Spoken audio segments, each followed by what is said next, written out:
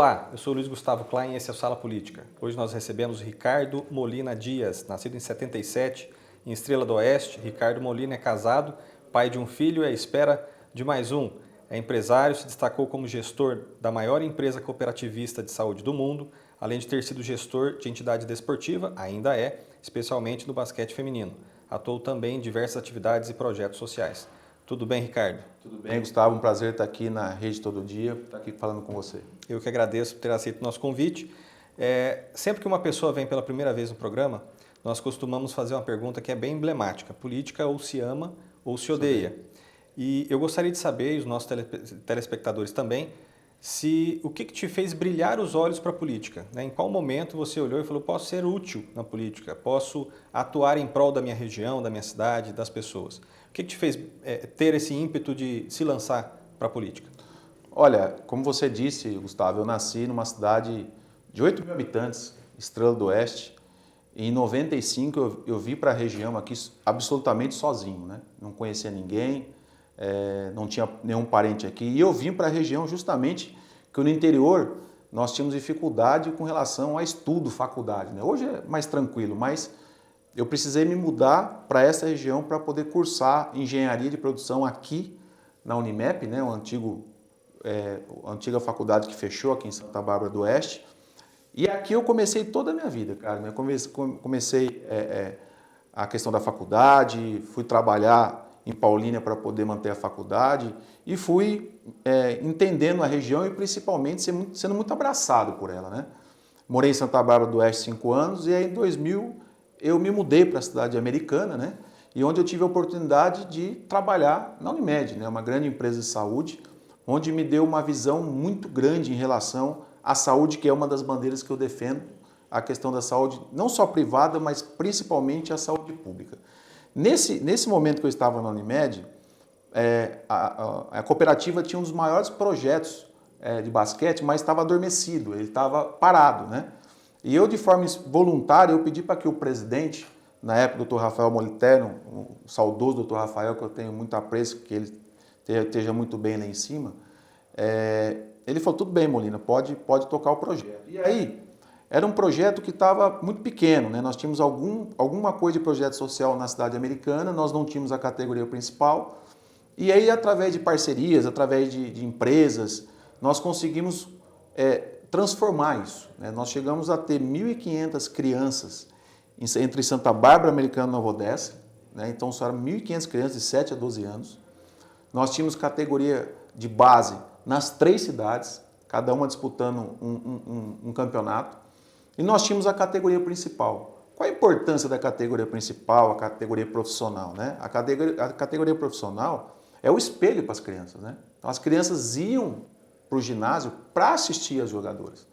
E a categoria principal teve um resultado formidável. Nós nos tornamos a melhor equipe sul-americana de basquete. Vencemos aí acho que 23 títulos entre estadual, brasileiro, sul-americano. Então isso foi um feito muito importante para mim como pessoa, porque foi um trabalho voluntário. E aí, em 2017, quando encerrou, nós não tivemos mais a lei de incentivo municipal, acabou terminando esse projeto, né? E aí eu fui convidado para assumir a Liga de Basquete Feminino. E a Liga de Basquete Feminino é a responsável por realizar o campeonato que a Americana jogava. E também, quando eu assumi a Liga de Basquete Feminino, o presidente tinha uma remuneração. Porém, os clubes, eles tinham dificuldade, não tinham nem bola para jogar. Então, uma das primeiras atitudes que eu fiz foi, em estatuto, colocar que o presidente não poderia ser remunerado. Não faz sentido um presidente ser remunerado e os clubes não ter recurso para comprar bola. Então isso, graças a Deus, evoluiu bastante. Esse ano que nós estamos disputando aí a 11ª temporada, nós tivemos aí o custeio das equipes com relação a transporte aéreo, hospedagem. Nós tivemos um custeio com relação à arbitragem. As bolas são patrocinadas pela entidade através da parceria. Então mudou o contexto, né? Como eu vim do clube, né, a visão é sempre poder fazer o clube se desenvolver. Pessoalmente, né, eu casei com a Aline. A Aline tem o meu filho, que é o Henrico, de 6 anos, e agora o Caio, que nasce agora também em outubro. Então, a minha vida sempre foi muito pautada, até pelo meu currículo, muito na questão de trabalho e iniciativa privada e teoria, que são as formações que eu tive, né? Nós formamos em engenharia, mas nós tivemos nossa pós-graduação voltado logística empresarial, gestão de produção, nós tivemos gestão comercial, marketing de serviço. Então sempre associei muitas duas coisas. Mas acho que todo mundo, Gustavo, da sua forma, colabora para a vida de outras pessoas. Mas cada um dentro do seu tamanho, do seu espaço, da sua forma de fazer. E eu tinha na minha cabeça que política e político era tudo a mesma coisa. E eu particularmente não queria me envolver com isso. Até que a gente aprendendo, se envolvendo, estudando, como eu fiz também gestão pública, começou a entender que política é diferente de político. E política é uma grande ferramenta de transformação. É uma grande ferramenta que a gente pode, de verdade, mudar a vida das pessoas. E eu era uma pessoa muito crítica com relação à política da nossa região, à política do nosso Brasil. Mas eu tenho um perfil muito assim, Gustavo. Eu não sou a pessoa de só ficar reclamando. Eu gosto de realmente ir lá e resolver, ir para o embate, realmente poder fazer as coisas acontecerem. Então, em 2018, ninguém, absolutamente ninguém, Gustavo, chegou para mim e falou: pô, Molina, você devia ser candidato. Ninguém. É um ponto aí da classe política. Dificilmente os atuais políticos convidam outras pessoas que não são do meio político para participar, para que possa junto desenvolver aí a região. Então eu acabei me colocando meu nome à disposição a deputado federal e na primeira eleição, primeira filiação, que foi o Partido Republicanos, nós atingimos aí 21.312 votos. Eu confesso que, obviamente, a gente fica triste porque a gente acabou ficando suplente, mas com toda certeza hoje eu enxergo a dimensão que foi isso. Uma primeira candidatura, 21.312 votos, é algo fantástico, né? Principalmente para quem não é conhecido, né, Gustavo? Porque o fato da gente não ter mandato, automaticamente a gente não tem essa visibilidade como um deputado, né? Então nós não temos essa visibilidade. Então para a gente o desconhecimento da nossa parte e parte da população foi uma questão, um desafio muito grande. Para você ter uma ideia, como eu sou engenheiro, eu gosto de números, né? Então antes de começar a campanha em maio, nós começamos a pré-campanha em maio e junho, eu fiz uma pesquisa. Quantas pessoas de Americana, Santa Bárbara e Nova Odessa conheciam o Molina? 3% só tinha conhecido o Molina. Então, para a gente que não ocupa cargo público, para a gente que não tem um mandato, a grande dificuldade é se tornar conhecido.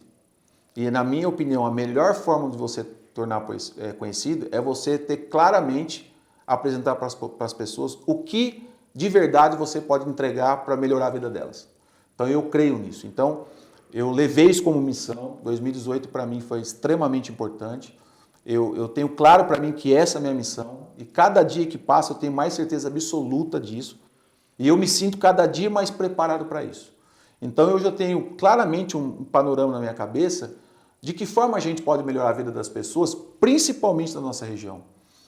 A renovação ela não está só na mudança de nome, mas na forma de enxergar e dar solução para os problemas que a população mais sofre. Então hoje eu tenho muita tranquilidade de dizer como pré-candidato a deputado estadual, e aí a decisão de via estadual justamente por estar mais próximo aqui da nossa população e principalmente que nós corremos o risco de não ter mais deputado estadual na nossa região. Aqui nós já tivemos 3 deputados estaduais, um federal, e é a primeira vez que nós não temos um deputado para reeleição para estadual. Então, em conversa com o partido e principalmente com as pessoas, eu me senti muito à vontade de pleitear essa condição de pré-candidato a deputado estadual e depois das convenções de candidato, para que a gente possa trabalhar junto ao governo do estado para que a gente possa melhorar a vida das pessoas, para que a gente possa trazer esperança para a vida das pessoas. E eu fico extremamente feliz de estar ao lado do nosso pré-candidato a governador, que é o Tarcísio de Freitas. Então isso me impulsionou ainda mais a ver como pré-candidato a deputado estadual, com esse objetivo principalmente de poder realmente fazer mudança que a gente os eleitores possam dizer, poxa, valeu a pena votar nesse deputado porque essa pessoa está mudando minha vida. Molina, e então a sua experiência na saúde e no esporte, nós podemos resumir assim, te trouxeram para a política, né? Foi isso que te fez ter a vontade de entrar para a política e de exercer a sua função, que você está em busca ainda, muito bem votado em 2 eleições, mas que você ainda está querendo alcançar o seu espaço.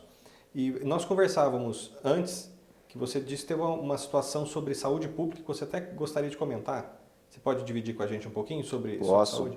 Primeiro, o que o esporte trouxe de aprendizado, né? O esporte é uma das melhores ferramentas de inclusão social que existe. Então, quando a gente trata com criança e com esporte, o resultado é positivo, é fantástico.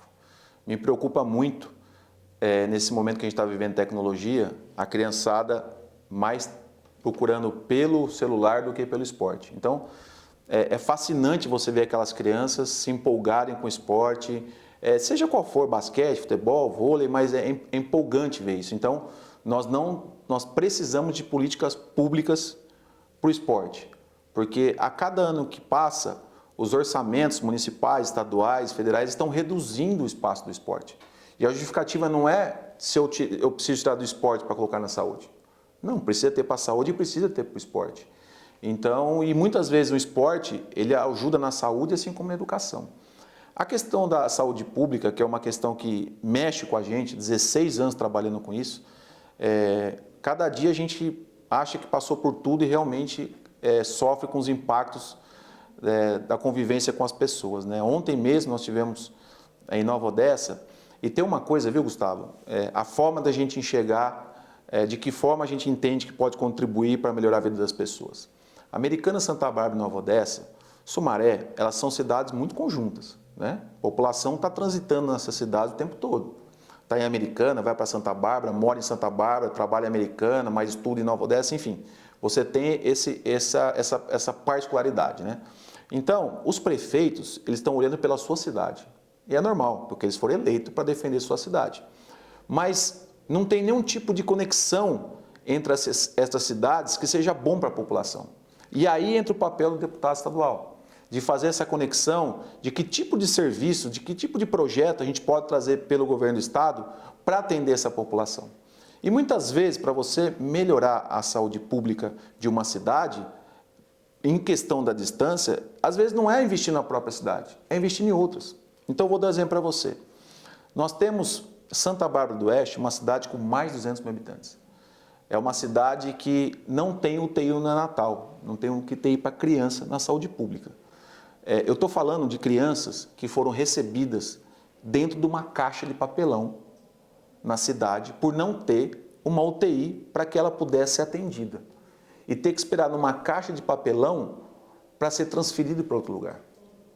E aí você pega a cidade de Nova Odessa, uma cidade com quase 70 mil habitantes, 117 anos de história, é uma cidade que não tem UTI. E eu estava falando sobre isso, que, por exemplo, além de Santa Bárbara do Oeste ter a mãe, um atendimento imediato da criança, assim como Nova Odessa, quando você tem isso, você desafoga onde? Americana. É uma das cidades que acaba recebendo criança de Santa Bárbara e criança e adulto da cidade de Nova Odessa. Então, às vezes você tem que pensar regionalmente para resolver os problemas. Especificamente em Nova Odessa, eu estava numa reunião falando da minha indignação de ter uma cidade como Nova Odessa de não ter UTI. E a gente que trabalha na saúde sabe que o primeiro atendimento ele é fundamental, ele é essencial. E aí eu estava falando, né, de não admitir que uma cidade como Nova Odessa não tem uma UTI. E uma UTI, ela custa em torno de R$800 mil para montar os equipamentos da UTI. E a gente sabe que para essa região já veio milhões de reais. Mas por que não foi dada atenção para uma UTI? E a justificativa normalmente é assim, se eu montar uma UTI, eu vou ter custo para manter ela. Não, mas espera aí. Então quer dizer que ela vai ser utilizada. Então você vai ter que ter sempre gente lá para utilizar. Se está acontecendo isso é porque você está salvando vida. E onde estão essas pessoas que precisam hoje? Será que elas estão sendo bem atendidas? E eu falando sobre isso numa reunião, e um senhor abaixou a cabeça do meu lado, na minha frente, eu fiquei assustado. E aí a pessoa do lado falou, olha, Molina, esse aqui, citou o nome dele, ele perdeu a esposa dele por não ter UTI em Nova Odessa. E era algo recente. Então, são essas coisas que vai na carne, né? Quer dizer, a gente é efeito que vai diretamente nas pessoas. igual a esposa desse senhor, quantas pessoas não perderam entes queridos por não ter um atendimento imediato? E aí eu não posso concordar quando eu escuto dizer que se a gente colocar UTI, nós vamos ter um custo mensal alto. Mas espera aí, custo mensal? Qual que é o preço de uma vida? Ah, ela vai trabalhar 24 horas. Que bom! Ela vai estar salvando vidas. Então, são depoimentos como esse, de uma mãe que teve que colocar a criança numa caixa lá em Santa Bárbara, aqui em Nova Odessa, ter pessoas, e não é a primeira vez de perder entes queridos, que nos dá principalmente coragem de enfrentar tudo isso, coragem de enfrentar e principalmente apresentar a solução. O que eu estou falando, Gustavo, não tem nada de astronômico. Nós temos que só entender que o deputado, muitas vezes, ele é muitas vezes refém dos pedidos do prefeito, do próprio vereador. Faz parte. Mas o deputado, ele precisa estar antenado com a região dele, com a população dele, até para se antecipar. Antecipar no sentido do quê? De falar, olha, não está na hora da gente investir isso aqui na cidade? Isso aqui está afetando diretamente a população. Então, nós precisamos diminuir o espaço do deputado com a nossa população. A população precisa entender que o deputado é um funcionário dele. É um funcionário que tem que ser cobrado por isso e ganhar bem para isso. Então, ele precisa sim fazer as mudanças de melhor para a vida das pessoas. Então, é isso que eu tenho conversado sobre as pessoas nessa pré-campanha. A resposta tem sido muito positiva. Você vê, numa reunião que a gente fez aqui no Zanag Americana, eu falando dessa questão regional, que nós precisamos tomar decisões pela região, que automaticamente vai beneficiar a vida das pessoas, um senhor levantou e falou, Ricardo, nós precisamos de universidade pública na nossa região. Nós temos aqui a FATEC, mas nós não temos todos os cursos, ou os cursos mais modernos, por exemplo, como é a área de tecnologia. E ele falou, Ricardo, não adianta, a gente precisa ter cursos que os nossos meninos aí, as nossas meninas, não precisem ir para outro estado ou para outra região depois de formar, para fazer uma faculdade. Então, quando você apresenta esse norte de uma estrutura regional, as ideias começam a aparecer. E essas ideias são deficiência da região que não olhou de forma regional. Ele olhou somente para cada prefeitura. Então, acho que o deputado, ele é um representante da população. Ele não pode ter partido, ele não pode ter indiferença com o prefeito, ele tem que trabalhar pela população. E eu tenho certeza que para isso tem que conhecer as dificuldades. Te cito outro exemplo aqui, na Avenida da Amizade. A Avenida da Amizade, metade americana, metade Santa Bárbara do Oeste. Nós tivemos um deputado de fora que ele trouxe emenda para recapear a Avenida da Amizade. Só que por não conhecer que são duas cidades, mesmo que seja uma avenida, ele trouxe só para uma cidade. Aí a prefeitura daquela cidade fez o quê? Recapeou a parte dela. Por quê? Porque ele não sabia que a outra metade era de outra cidade. Então você vê como é que é sensível? Não basta, a gente precisa entender que o voto precisa ficar na região. E principalmente pessoas que estejam dispostas a apresentar algo diferente do que numa campanha falar, eu preciso, nós vamos melhorar a saúde, nós vamos melhorar a educação. É por isso que eu decidi poder ter a oportunidade de representar as pessoas. Porque se for para falar isso, eu ficaria onde eu estava. O que me dá a condição de poder representar as pessoas é saber que a gente tem um diagnóstico.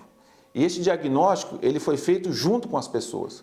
Então, quando a gente fala da nossa leitura política, a gente fala em coisas que vão realmente melhorar a vida das pessoas. E o deputado tem essa responsabilidade, mas ele é muito afastado da população, Gustavo. Eu acho que essa proximidade ela tem que acontecer.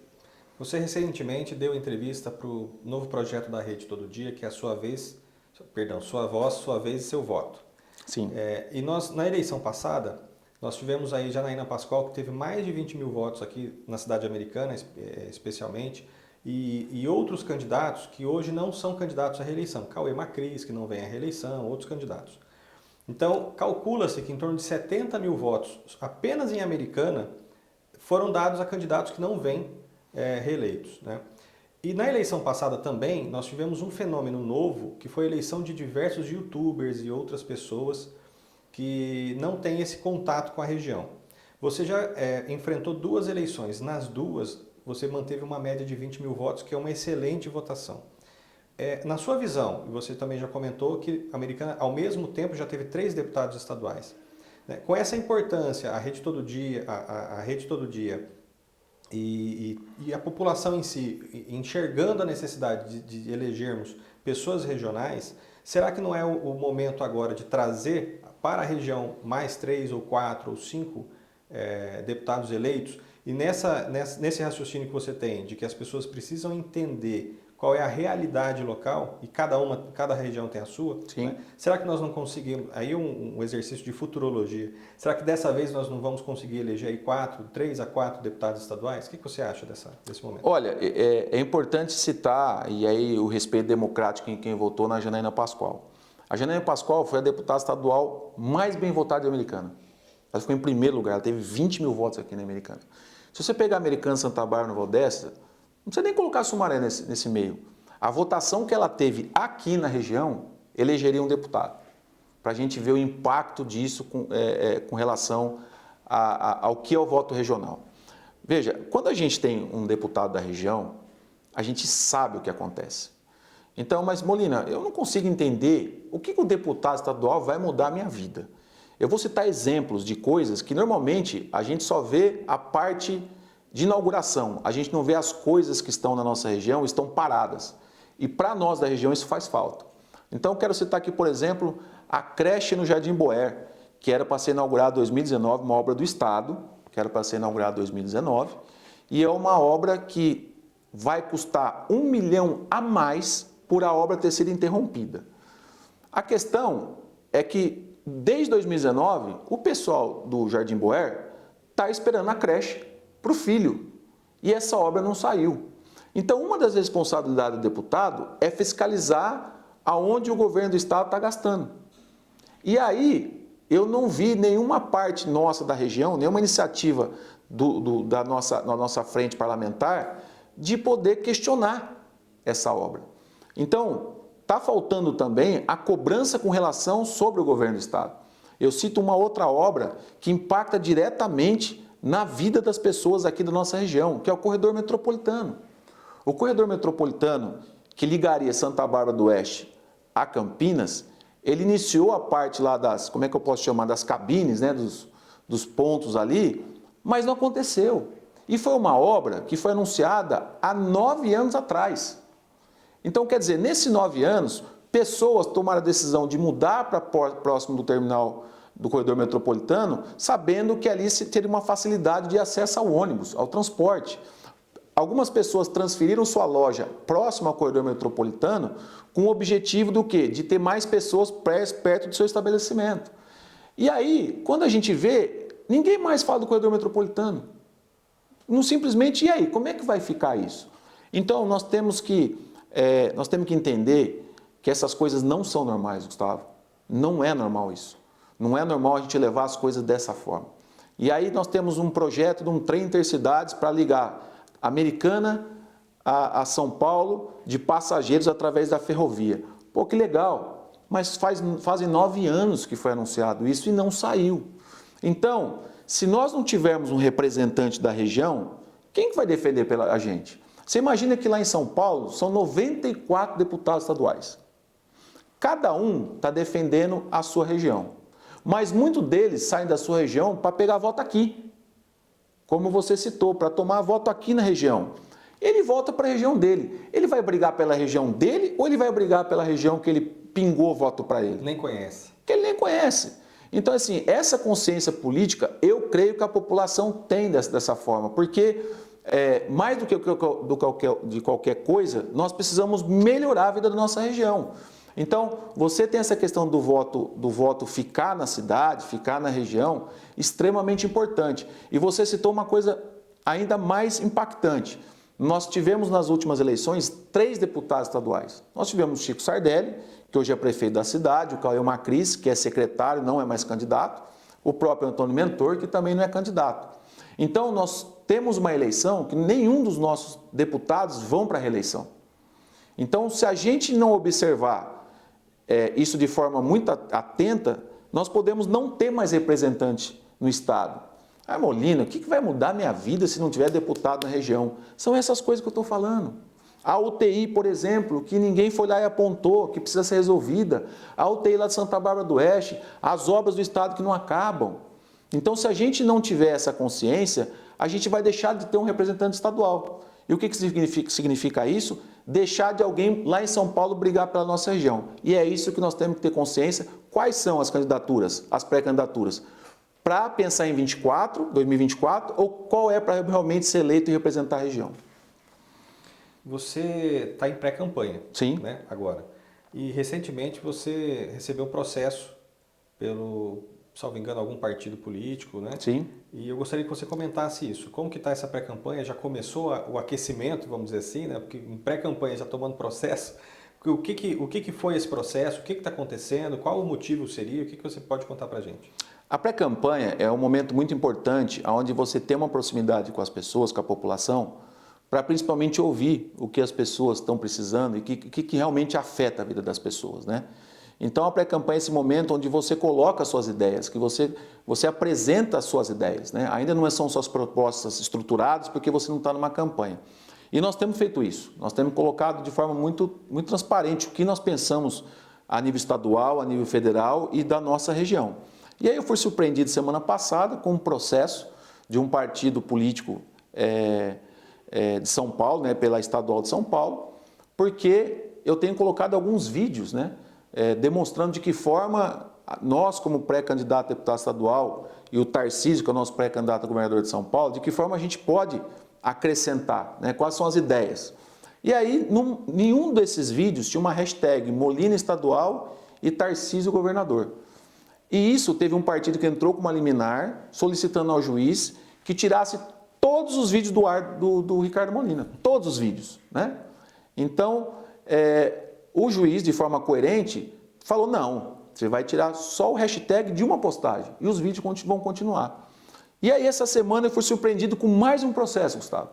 Eu recebi um processo do PSDB, um processo da direção estadual do PSDB, onde eu tenho apontado essas obras paradas, né? Nós temos identificado essas obras e mostrado para a população o descaso. São mais de 1.000 obras paradas no estado de São Paulo, como o Jardim Boer, que eu disse aqui, como o Corredor Metropolitano.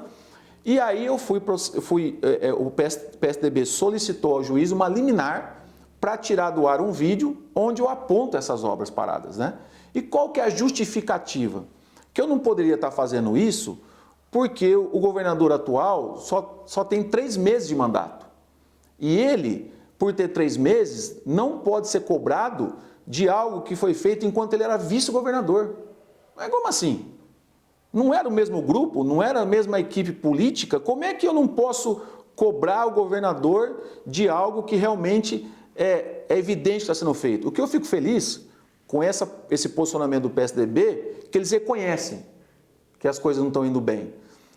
E, mais uma vez, de forma coerente, o juiz não deu a liminar e pediu para que os vídeos pudessem permanecer. Ou seja, essa é a forma resistente que os políticos tentam impor sobre a gente, que está tentando buscar nosso espaço, nossa representação, mas isso nos fortalece cada vez ainda mais, viu, Gustavo? Nos dá mais força e a certeza que nós estamos no caminho certo. E uma obra boa de se comentar que está interminada há 20 anos é o Rodoanel. O Rodoanel. O Rodoanel até hoje não está terminado. Exatamente. Mais uma raiz, né? A última parte. Ricardo, eu gostaria de agradecer a sua vinda aqui conosco, esse bate-papo. Espero que tenhamos outros. E caso você queira, fazer suas considerações finais aí para o nosso telespectador. Olha, primeiro agradecer, Gustavo, a oportunidade. Para a gente é muito importante ter espaços como esses que a rede todo dia está nos proporcionando. Agradecer por estar aqui colocando um pouco da nossa ideia, agradecer você pelo convite e dizer a toda a população que esse ano nós temos uma grande importância para os próximos 4 anos, que são as eleições. Que com as informações que nós temos hoje, nós temos condição de fazer um voto consciente e principalmente saber quem realmente vai ajudar a nossa população. Eu agradeço pela oportunidade. Eu te agradeço mais uma vez e agradeço a você que nos assiste. Eu sou o Luiz Gustavo Klein, esse é o Sala Política, você assiste aqui na TV Todo Dia, canal 14.1, uma parceria com o portal Carioba. Até amanhã.